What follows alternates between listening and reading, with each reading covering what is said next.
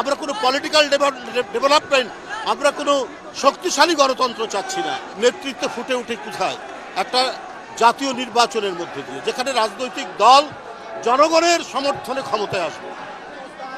এটা এমন না যে আইন শৃঙ্খলা বাহিনী দিয়ে, ক্যাডার দিয়ে, মাফিয়া দিয়ে আমরা নির্বাচন চাচ্ছি। আমরা চাচ্ছি অবাধ সুষ্ঠু নির্বাচন।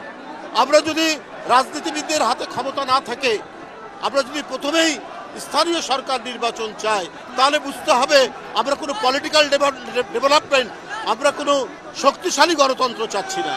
আমরা একটা অনিশ্চয়তার দিকে চাচ্ছি, অন্য কোনো দুরবসন্তি এর মধ্যে থাকতে পারে।